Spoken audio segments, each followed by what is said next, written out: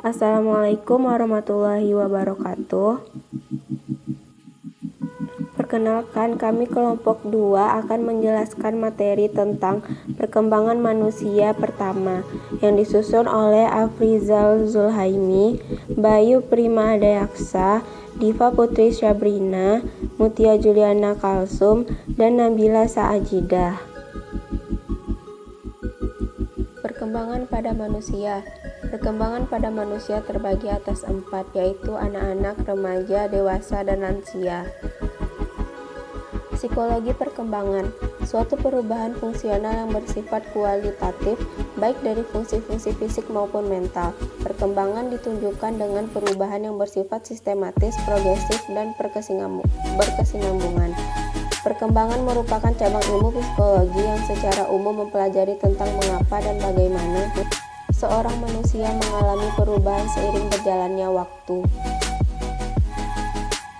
Tokoh perintis psikologi perkembangan anak pertama Johann Amos Comenius 1592 hingga 1671 adalah seorang ahli pendidikan dari Cekoslowakia dan menyatakan bahwa anak bukan miniatur orang dewasa.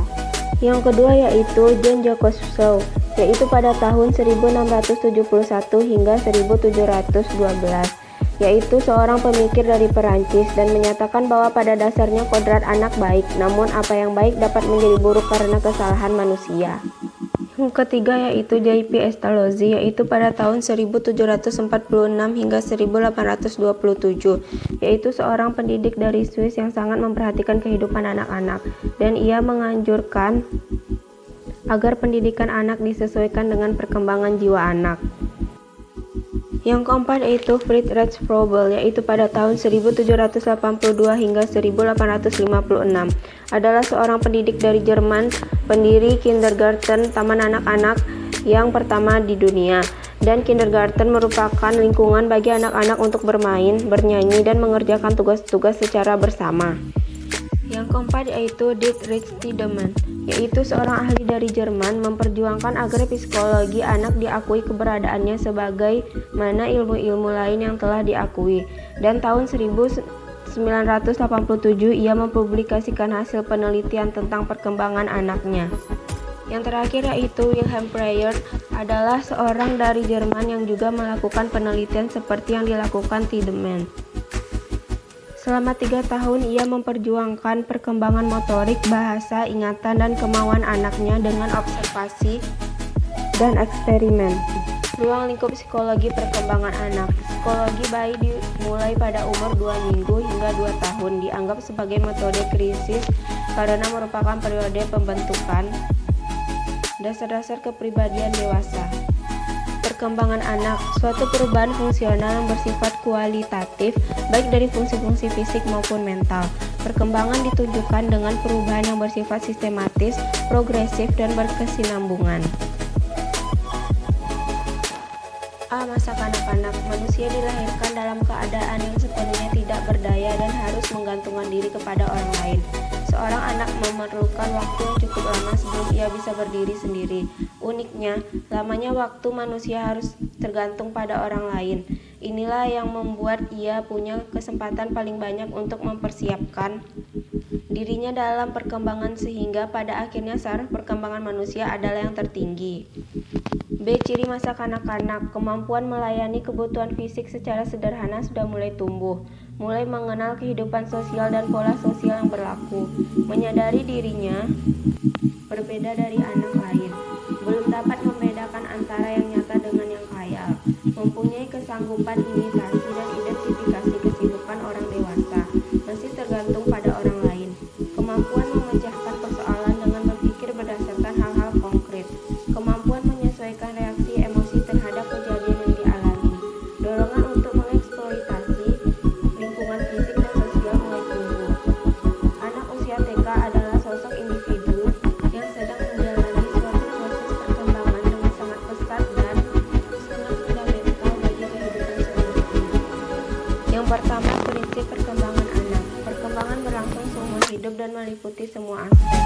Setiap anak memiliki kecepatan dan kualitas perkembangan yang berbeda. Perkembangan secara relatif beraturan mengikuti pola-pola tertentu. Perkembangan berlangsung secara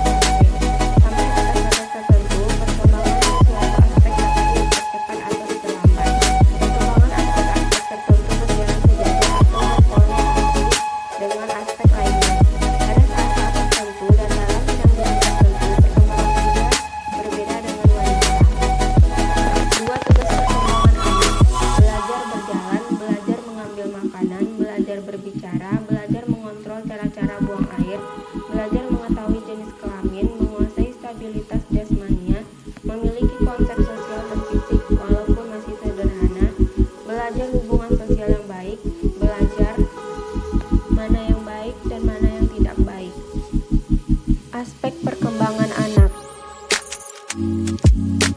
Pertama, perkembangan motorik. Pertumbuhan fisik yang dialami anak akan mempengaruhi proses perkembangan motoriknya.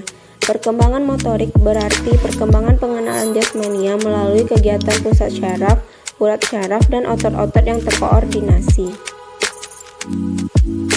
Kedua, perkembangan kognitif. Kemampuan yang mencakup segala bentuk pengenalan, kesadaran, pengertian yang bersifat mental pada diri individu yang digunakan dalam interaksinya antara kemampuan potensial dan dengan lingkungan. Hal-hal yang termasuk dalam aktivitas kognitif adalah: pertama, mengingat. Aktivitas kognitif di mana orang menyadari bahwa pengetahuan berasal dari kesan-kesan yang diperoleh dari masa lampau. Yang kedua, berpikir. Dalam berpikir, objek hadir dalam bentuk representasi. Bentuk-bentuk representasi yang paling pokok adalah tanggapan, pengertian atau konsep, dan lambang verbal. Ketiga, perkembangan struktur kognitif. Perkembangan struktur kognisi berlangsung menurut urutan yang sama bagi semua individu. Mekanisme utama yang memungkinkan anak maju dari satu tahap pemungsian kognitif ke tahap berikutnya oleh Piaget disebut: pertama, asimilasi. Proses di mana stimulus baru dari lingkungan diintegrasikan pada skema yang telah ada. Kedua, akomodasi. Proses yang terjadi apabila berhadapan dengan stimulus baru. Ketiga, equilibrium. Akomodasi menghasilkan perubahan atau perkembangan skema atau struktur kognitif. Asimilasi dan akomodasi berlangsung terus sepanjang hidup. Yang keempat, tahap perkembangan kognitif. Yang pertama, tahap sensori motor. 0 hingga 2 tahun, mulai pada masa bayi ketika ia menggunakan penginderaan dan aktivitas motorik dalam mengenal lingkungannya. Yang kedua, tahap praoperasional, 2 hingga 7 tahun. Dikatakan praoperasional karena pada tahap ini anak belum memahami pengertian operasional, yaitu proses interaksi suatu aktivitas mental, di mana prosesnya bisa kembali pada titik awal berpikir secara logis.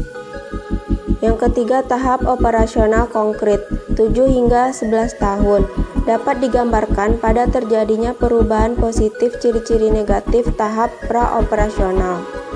Yang keempat, operasional formal, 11 hingga 16 tahun.